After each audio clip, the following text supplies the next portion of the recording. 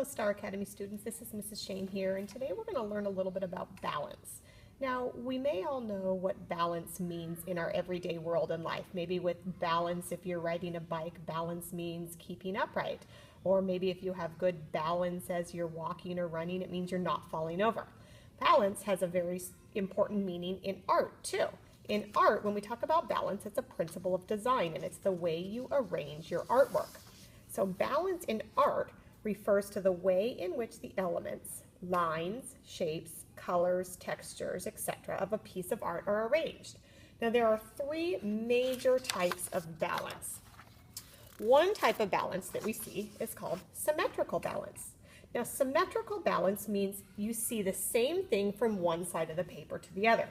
So if I were to divide my paper in half right down the middle here, what I see on this side is like a mirror reflection of what I see on that side. In nature, we see symmetrical balance in a variety of things.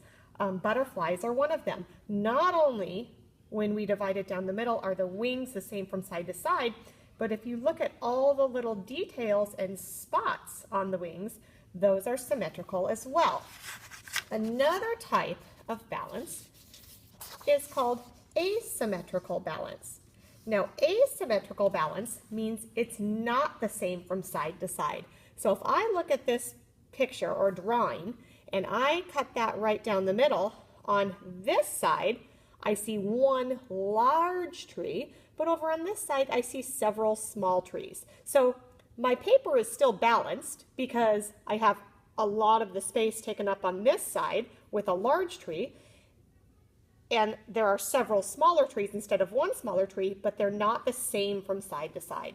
Here's another example of asymmetrical balance.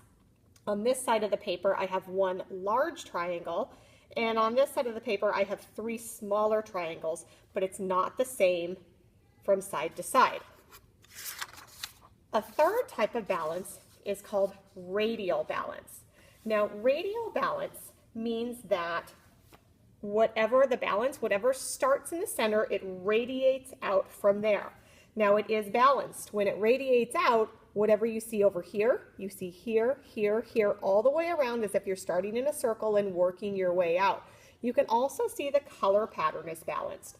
When you look at something like the butterflies, you can see the same amount of butterflies and the same pattern. It starts in the middle and it works its way around all the way around to the outside, even down to the butterflies around the very, very outside. So those are the three types of balance in art.